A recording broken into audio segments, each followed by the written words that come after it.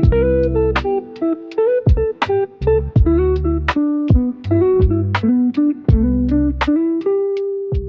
Leute, heute gehe ich einkaufen und Lebensmittel besorgen.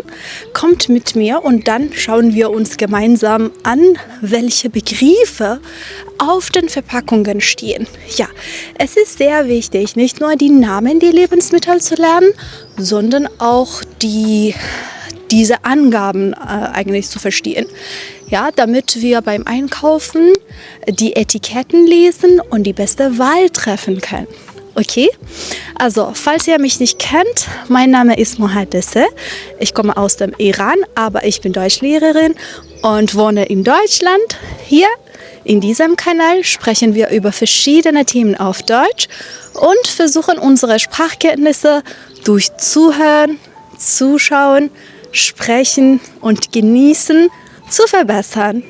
Falls ihr an solchen Inhalten interessiert seid, bitte vergesst nicht, den Kanal zu abonnieren. Dankeschön.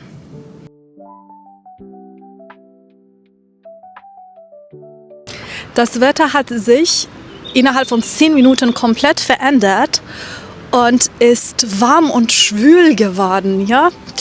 Also Frühling, ne? So, wir sind jetzt im Kaufland angekommen. Das ist eine Supermarktkette in Deutschland, in der man fast alles finden kann. Lasst uns mal in die Lebensmittelabteilung gehen.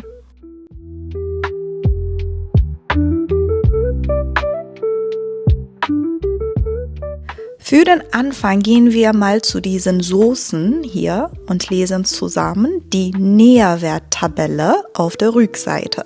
Also diese Soßen behaupten nämlich, dass sie keinen Zucker enthalten. Na, dann schauen wir doch mal genauer hin. Das hier ist die Nährwerttabelle. Auf Englisch sagt man dazu Nutrition Table. In dieser Tabelle steht, welche Nährstoffe ein Lebensmittel enthält. Zum Beispiel Zucker, Fett, Eiweiß oder Salz. Durchschnittliche Nährwerte bedeutet, das sind die durchschnittlichen Werte in diesem Produkt. Brennwert bedeutet, wie viel Energie das Produkt hat. Hier steht 33 Kilojoule oder 8 Kilokalorien pro 100 Milliliter. Fett bedeutet, wie viel Fett im Produkt enthalten ist. Hier 0 Gramm. Davon gesättigte Fettsäuren bedeutet, wie viel von diesem Fett gesättigtes Fett ist. Auch hier 0 Gramm. Kohlenhydrate bedeutet Carbs, also zum Beispiel Zucker oder Stärke. Hier 0 Gramm. Davon Zucker ist besonders wichtig. Das zeigt, wie viel Zucker enthalten ist. Hier steht 0 Gramm Zucker. Eiweiß bedeutet Protein. Hier 0 Gramm. Salz bedeutet, wie viel Salz im Produkt ist. Hier steht 1 Gramm Salz pro 100 Milliliter. Prozentproportion zeigt, wie viel Prozent des täglichen Bedarfs eine Portion ungefähr abdeckt. Also, diese Soße hat wirklich sehr wenig Kalorien und laut Tabelle 0 Gramm Zucker. Aber man sollte trotzdem auf Salz und Süßungsmittel in der Zutatenliste achten.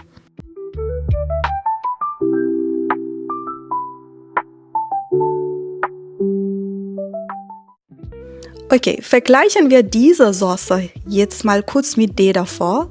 Die erste Soße hatte fast keine Kalorien, kein Fett und laut Nährwerttabelle auch keinen Zucker. Diese Soße hier ist dagegen deutlich süßer und kalorienreicher. 182 Kalorien pro 100 Milliliter, 15 Gramm Kohlenhydrate, davon 10 Gramm Zucker. Das ist also ein großer Unterschied. Hier gibt es auch ein paar interessante Sachen zum Lesen. Zum Beispiel, okay, steht hier, ja, ungeöffnet, mindestens haltbar bis, siehe Aufdruckclip. Okay, das machen wir später. Das bedeutet, solange die Packung noch nicht geöffnet wurde, ist das Produkt mindestens bis zu dem Datum haltbar, das auf dem Clip der Verpackung steht. Das Mindesthaltbarkeitsdatum nennt man auf Deutsch oft kurz MHD. Und ja, das ist hier auf dem Clip der Verpackung. Also, MHD ist nicht immer das gleiche wie ein Verfallsdatum. Viele Produkte kann man auch nach dem MHD noch essen, wenn sie normal aussehen und riechen. Ich bin nicht komplett Vegetarierin oder Veganerin, aber seit einiger Zeit ernähre ich mich pflanzlich an 6 Tagen pro Woche. Und ich esse kein Fleisch oder kein Hähnchen.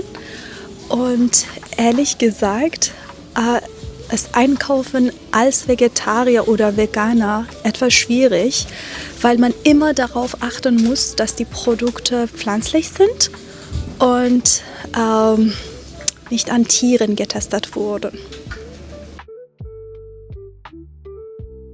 Und hier sehen wir noch ein interessantes Wort. Zum Fertigbacken bedeutet, das Produkt ist noch nicht komplett fertig gebacken und muss zu Hause noch kurz in den Ofen.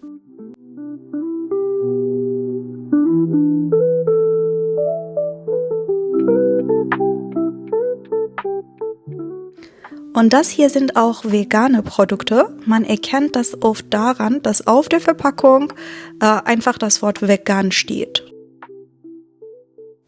Und hier haben wir ein veganes Produkt. Also hier sieht man auch eine kleine Anleitung zur Zubereitung, wie man das Produkt richtig zubereitet. Auf anderen Verpackungen steht manchmal auch Zubereitung, Zubereitungshinweise, Zubereitungsempfehlung, Zubereitungsanleitung. Ja, die Bedeutung ist fast immer ähnlich. Und hier steht auch, Produkt ist nicht zum Rohverzehr geeignet. Das bedeutet, man soll das Produkt nicht roh essen. Und unten sieht man noch bewusst entsorgen. Das bedeutet, die Verpackung richtig und umweltbewusst wegwerfen. Und jetzt schauen wir uns mal einen Energy Drink an. Hier steht erhöhter Koffeingehalt. Das bedeutet, dieses Getränk enthält viel Koffein, okay? Deshalb steht hier auch für Kinder und Schwangere oder stillende Frauen nicht empfohlen. Das hier ist die Abteilung für proteinreiche Lebensmittel wie Hähnchen, Schwein und Fleisch. Gehen wir mal schauen, was wir hier lernen können. Okay, hier sehen wir ein typisches Etikett auf einer Fleischverpackung im Supermarkt. Okay, man soll das Fleisch im Kühlschrank bei höchstens 4 Grad aufbewahren. Das ist das Verbrauchsdatum. Bei frischem Fleisch ist das sehr wichtig, weil man es nach diesem Datum nicht mehr essen sollte. Und das ist der Preis pro Kilo. Das bedeutet, wie viel das Stück tatsächlich wiegt. Und das ist der Endpreis für genau diese Packung. Auf deutschen Verpackungen sieht man oft sowohl den Preis pro Kilogramm als auch den Gesamtpreis. So kann man Produkte leichter vergleichen. Und hier sind wir im Paradies der Deutschen angekommen, die Wurst- und Bratwurstabteilung. Okay, und hier ist die Abteilung für Milchprodukte wie Käse, Joghurt. Schauen wir uns gemeinsam an, welche Begriffe wir hier lernen können. Würzig und intensiv bedeutet, dass der Geschmack stärker und kräftiger ist. Leicht bedeutet hier weniger Kalorien oder weniger Fett. Herzhaft pikant bedeutet würzig, kräftig und ein bisschen scharf. Mild und nussig bedeutet den Geschmack. Mild bedeutet nicht zu stark. Und nussig heißt, der Geschmack erinnert ein bisschen an Nüsse. Dann sehen wir hier noch die sogenannte Haltungsform. Sehr wichtig. Das zeigt, wie die Tiere gehalten wurden. Hier steht Auslauf im Freien. Die Tiere konnten nach draußen gehen.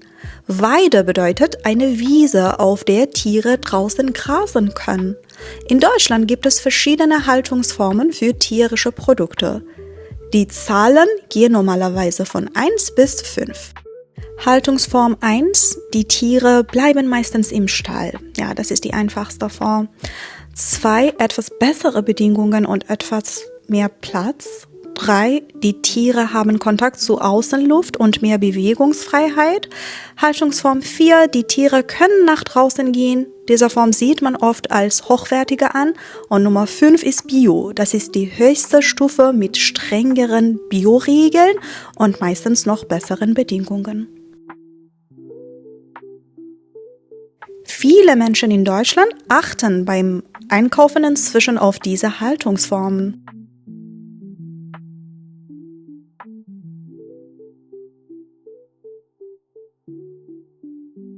Hier habe ich Protein-Cookies gefunden. Mal sehen, wie viel Protein sie haben. Und warum ist die Packung offen? Ach, egal, nicht so wichtig. Okay. Ja. Eiweiß oder Proteine 12,4 Gramm. Das bedeutet, in 100 Gramm von diesem Produkt sind 12,4 Gramm Protein enthalten.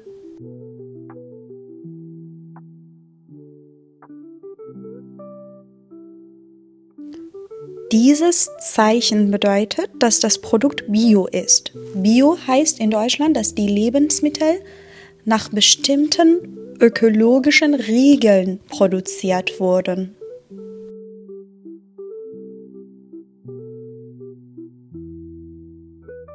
In deutschen Supermärkten gibt es oft viele verschiedene Eierarten. Schauen wir uns mal die wichtigsten Begriffe an.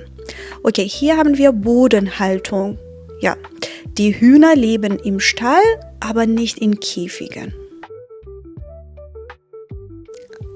Freilandeier, okay, das heißt, die Hühner können draußen herumlaufen. Bio-Eier, das sind Eier aus biologischer Landwirtschaft.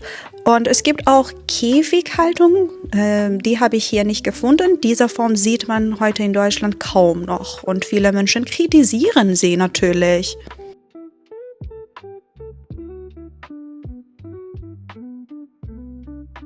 Und jetzt kommen wir zu den Milchprodukten und hier gibt es in Deutschland viele verschiedene Sorten.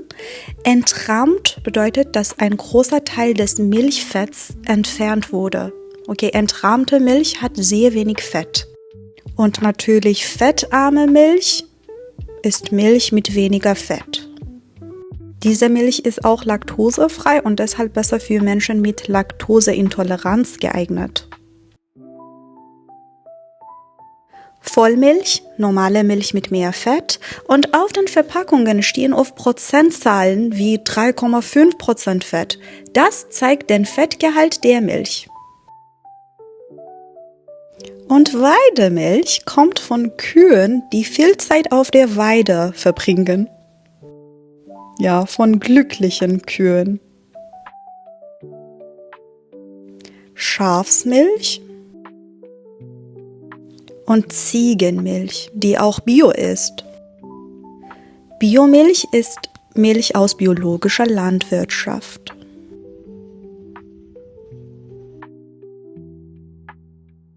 Hafermilch, das ist Milchalternative eigentlich aus Hafer. Mandelmilch, Milchalternative aus Mandeln. Sojamilch, Milchalternative aus Soja. Ja.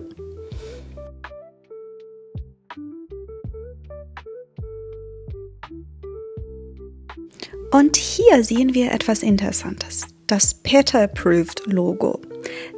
Hier, ja. Das bedeutet, dass dieses Produkt als tierversuchsfrei gilt. Also für dieses Produkt wurden keine Tierversuche durchgeführt.